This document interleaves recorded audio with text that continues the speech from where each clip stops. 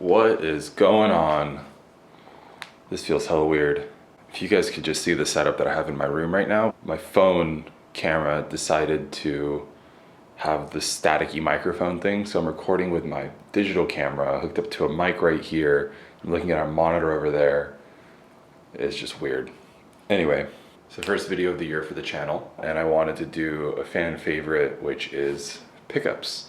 This one's special because, no joke, these are some grail pickups.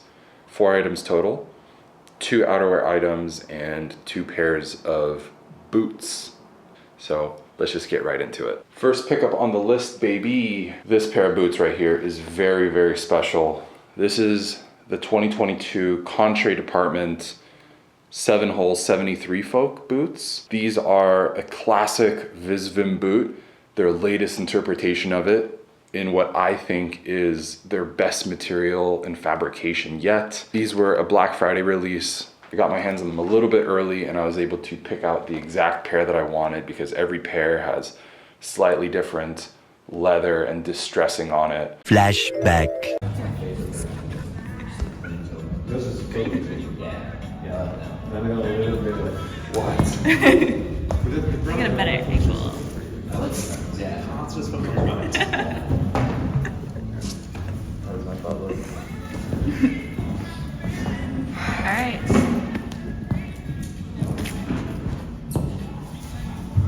Yeah, the brown is better. I was looking at this forum and they were all in a tizzy about this paratrooper jacket that's supposed to be white. And it's fake. That this is whole string about is fake. But if I would be a faker, right? If I would make that stuff, why would I make the 1 hour later. He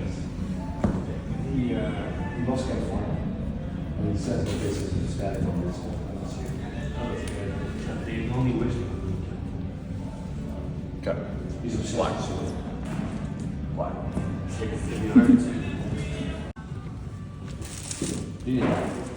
No. Alright, go get some sleep. Thank you, I will. End of flashback. I got these in a size 11, so I sized down a full size because they run really wide in the toe box. The reason for the wider toe box, from what I understand, is they're based on a vintage combat boot, and those combat boots were designed with a wider toe box so that when soldiers' feet were swelling when they were in the field, the boot wouldn't feel constricting. And while I'm not doing any heavy duty or active service in these boots other than walking to the grocery store, it's good to know that they kept that design reference healthy and strong. We love to see that. Some details here: 7 eyelets, which is what the 7-hole name comes from. It has 7 eyelets.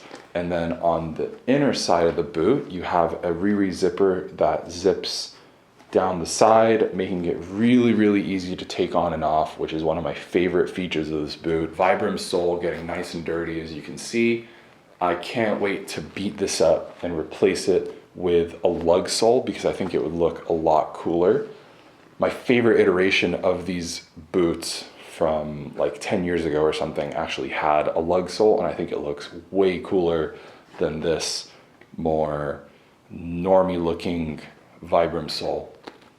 So VISVIM's been making this boot for, man, maybe like 20 years now at this point. It's one of the first boot silhouettes they ever made, and they've re-released it like dozens of times with different materials, but I genuinely think this is the best one that they've ever done. This particular boot is made with a veg-tanned horse leather in the upper with some distressing effect. I particularly chose one with very minimal distressing because I felt like it looked a little bit more tasteful. Heel bit right here is made out of their German corduroy fabric, which is one of my favorite fabrics they've ever done. It's like this really soft but really subtly tactile corduroy, like a micro corduroy material that's made on a special like German loom from, you know, the Middle Ages or whatever. I basically have been wearing these every single day for the last month and a half to 2 months or so, and I can genuinely say these are like everyday boots. They feel sturdy but comfortable, you know. My legs don't hurt after wearing them. I can walk around in them all day, And after I got used to the forefoot, which like I said is a little bit wider feeling at first, but once you get used to it, totally normal, feels great, no break-in process needed, it just fits awesome. Yo dog, I heard you like boots, so I got some boots. These are Grails, genuinely my Grail boots. I'm not sure if these are spring, summer, fall, winter 2020, but they are from 2020. These are the T.W.O boots, or the T.W.O boots. They're technically T.W.O because it's an abbreviation, but most people call them T.W.O boots. T.W.O stands for the Wild One, which is like a 1950s or 60s Marlon Brando movie that Hiroki and team draw a lot of design inspiration from. These boots, I guess, are based on the ones that the main character wears, and he's this like motorcycle guy. These are indeed motorcycle engineer boot hybrids, and they've been the go-to boot of Hiroki for the last couple of years, and for that reason the popularity has just skyrocketed because of his disciples needing to wear exactly what he wears. I'm not exactly one of those disciples, but I do love this boot and this silhouette because they are a really interesting combination of an engineer boot and like a dressier, sleeker boot. They are made out of a variety of leathers, and that's what makes them so interesting. VISVIM's leather program is world class because they're able to make these leathers look patinaed and aged in a way that no other brand really can or cares to. So these look pretty worn, but I've only been wearing them for about a week or so. The shaft of the boot has this black crackled leather, which looks and feels really cool. The toe box has a very soft and supple, but distressed, like reverse leather effect. You can see on the toe box, there's some reverse leather areas. And then the heel counter and this strap are just made out of a beautiful, rich, dark brown leather. The boot itself is quite bulky in the shaft, and it kind of creates this interesting silhouette underneath the pant leg. The toe box of the boot itself is actually quite slim and looks almost dressy. So the way that I wear it, which is with the pant leg covering the shaft, all you see is really the light brown toe box. It's a really handsome boot and it looks really, really sleek. I tried to get these like a year ago and they just magically disappeared.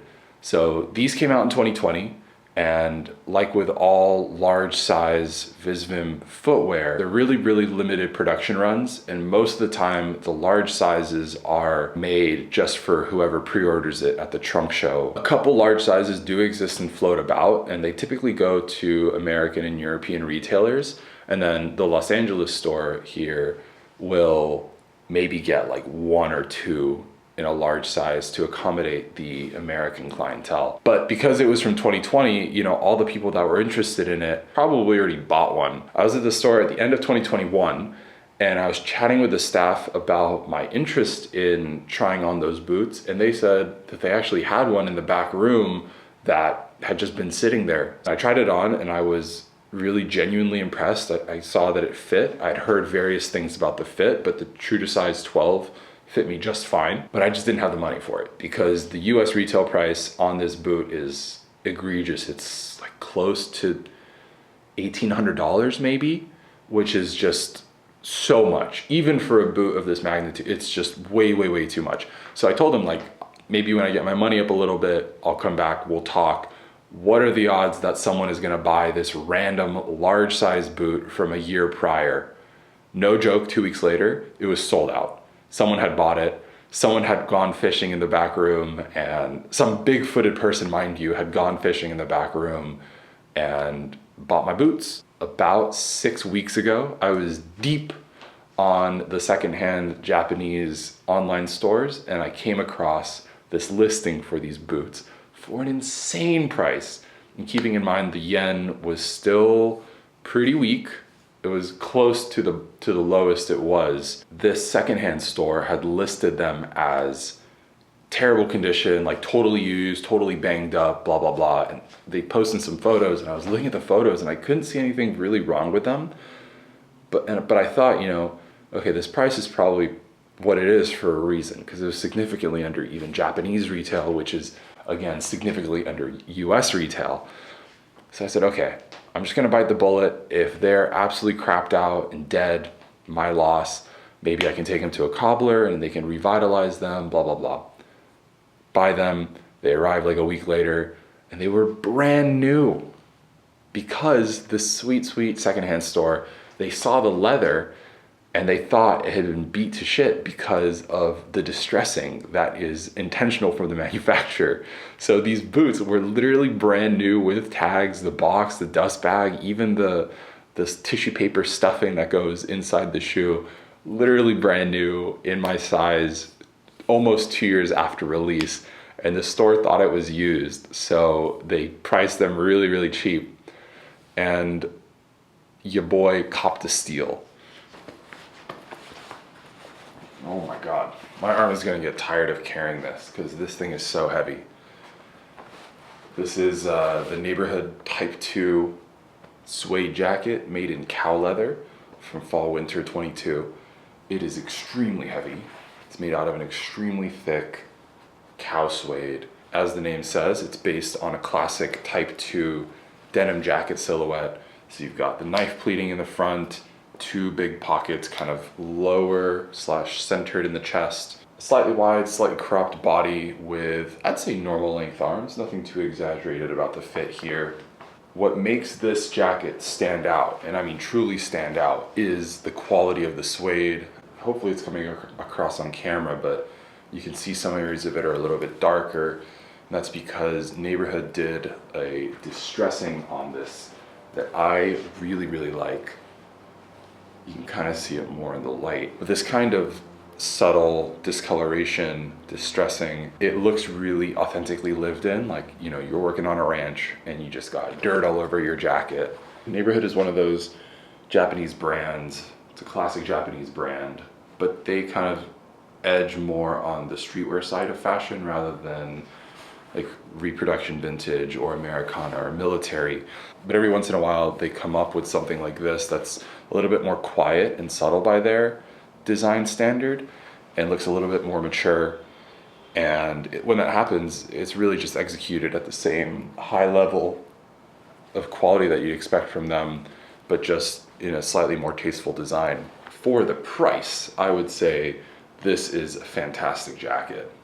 Size and fit is a little bit interesting. I initially thought I was gonna get an extra large because the retailer that I got this on said size 4, and in parentheses they put large. And this particular retailer, their general advice when buying Japanese designer is to size up because it fits a size small. So I thought that their size 4 meant, you know, tagged extra large, but it fits like a large. But instead it was actually tagged large. So I don't know where the number 4 came from. With that being said, it still fits wonderfully because it has the wider fit. So it sits really well. Like all good outerwear purchases, there's always a story. While I don't actively follow Neighborhood, every once in a while, like I said, they come up with something that's actually quite interesting and quite well done for me. And this jacket was one of those things, and I saw them post about it. So I thought, okay, cool. When I land in Tokyo, I'm gonna check out the store. They have a couple stores in Shibuya, and they're bound to have at least one in my size, right? I get there, completely sold out. Everywhere that I went in Japan that I knew that there was a Neighborhood retailer, I went and I asked for the jacket, and no dice. It completely sold out with the exception of one size medium in like this dark navy suede. It's the same jacket, just the dark navy suede instead of the beige. And in addition to it being too small, it just wasn't what I was looking for. I was really looking for something that was a little bit more distressed and lived in. And you couldn't really tell that with the navy. Don't get me wrong, it was still a wonderful quality jacket. And I was really impressed when I saw it in person, but it just wasn't what I was looking for. So I stopped thinking about it. I cut my losses. And then right around Christmas time, I saw that one retailer had this beige one, and I figured it was worth the shot. And while the price outside of Japan is a couple $100s more than the domestic Japanese price, especially with how weak the yen is, I would still say even at the $600 to $700 price point, which is what I got it at, it's still wonderful jacket, totally worth the money. And if you are in the market for something like this is something that absolutely goes, in my mind, above and beyond because of the quality of the leather, the texture of the leather, the grain, the very rough. I love a nice rough suede, and just how authentic but unique it feels. I've worn this a couple times since I got it. It's been a little bit colder here in LA, and I think every time that I've worn it, I've gotten a compliment on it asking about it. In addition to the fit, some of the details that you should know about are the fact that it has button snaps all over instead of the normal metal toggles that you might find on a denim jacket. This is one of the low points of the jacket in my opinion because of this one right here. And that is because you have this big seam going across the chest right here. And because the leather, the suede, because the material is so thick, getting this button to snap is actually kind of hard. However, I will say that once it is snapped, it doesn't unsnap. There was a black neighborhood tag like right here that I removed just to make it a little bit cleaner. And there was a neighborhood tag over here that I removed, again, to make it a little bit cleaner. The lining is like a black polyester that has a diagonal neighborhood logo all over it, which, a little bit tacky, again, leaning into their more logo-centric streetwear roots. But all that being said, I still think that it is a really clean jacket and it fits wonderfully. So if you can get your hands on one of these, if they're not sold out, because I'm guessing they were made in really small quantities, I highly recommend it. Major fucking flex alert. This is the Fall Winter 22 VISVIM 101 XX IT Veg French lambskin jacket. What does that mean? Let's break it down. So 101 is VISVIM's take on the Type 2 jacket, which, like the neighborhood jacket, is based on a classic denim jacket silhouette. The 101 jacket historically has been quite slim and narrow, as with a lot of older VISVIM jackets. It has high shoulders and a slim cropped body. The 101 XX is an updated take on the 101 silhouette and makes it, I don't know if you can see this, but like really drop shoulders, cropped body, and these big ballooning arms that are super comfortable.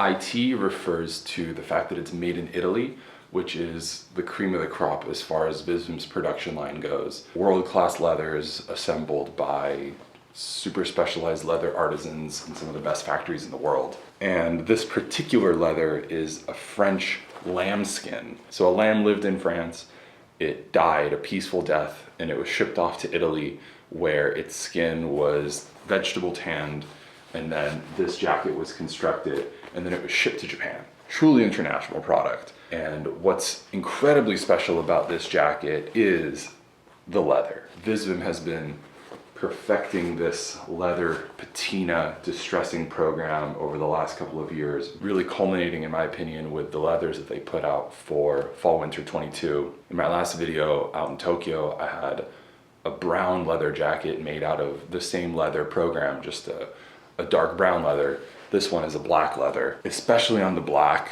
the contrasting underlying tones and wrinkles just really shine through. And it's such a beautiful, elegant jacket. So there's also a story behind this, because all big pickups need to have big stories behind them. When I saw VISVIM's Fall Winter 22 product lineup earlier in 2022, this leather jacket was the one that really caught my eye, because I love Type 2s, and again, this leather production really blew me away. However, at the time I didn't have the bread to buy one of them, so in my mind I thought, okay, cool, when they come out later in the year, in the winter, I'll be able to probably get my hands on one. I was hoping that Japan would be open in time, and sure enough it was. Just as the jacket was releasing in October of 2022, Japan opened up. And I arrived in Tokyo literally 1 week after this jacket came out, and it was sold out everywhere. For two reasons. One, it was extremely popular. And two, the production run was incredibly small. So I don't have exact numbers, because unlike my other leather jacket that I ended up getting, this one's not numbered. It's not even signed by Hiroki, which is quite interesting. But I know for a fact from the sales team and from my discussions with friends that are big clients at VISVIM that the production run was really, really small outside of people that pre-ordered it. I had previously tried on a size 3 from my friend Charlie, who's a big VISVIM collector. I got to try his on briefly. It was my first time ever seeing one in person, trying it on, and it just blew me away. So it kind of planted this seed in my mind to get one by any means necessary. I knew that I would have infinite FOMO if I just didn't bite the bullet, and that's what I did. Bit the bullet, didn't look back. We're eating top ramen for the rest of the year, baby, but we got the grail. So some details about this, like I said, it's pretty true to the Type 2 silhouette in the sense that it is cropped in the body and has nice drop shoulders, but then it takes it that extra step with the VISVIM tailoring, with the big ballooning sleeve, vertical knife pleating on the front, 2 chest pockets with the metal toggles. I think it would have been really cool if they did their zigzag embroidery detail here, but they did not. On the inside, you've got classic VISVIM tag, made in Italy. And then surprisingly, like I said, on the inside, there's no signature tag on high-end VISVIM items, like the majority of the made in Italy pieces, like my Elmendorf jacket that I got in Tokyo. There's a big hang tag right here that says the name of the item, the hand-numbered serial that tells you which number it is, and then Hiroki Nakamura signs it. And these are like, you know, the big moments. Overall fit is perfecto. We'll do some better on-body shots so you can get a better idea of how it looks. But the size 3 fits me perfectly, and that's all I can say. It's my favorite jacket. Anywho's, let me know what you guys thought about this. I'm very curious to hear your thoughts about this overall style as well. If there's comments about the audio quality or the video, how it looks, how it feels, let me know. This is my first time shooting like this, so yeah, really curious to hear what you guys think. Let me know what you guys thought about the pickups as well, what you liked, what you didn't like. If you guys have any experience with the things that I have shown and want to sound off below, go right ahead. I love reading all your comments. It makes me feel warm and fuzzy inside. I hope you all have a wonderful rest of your day, and until the next one, peace.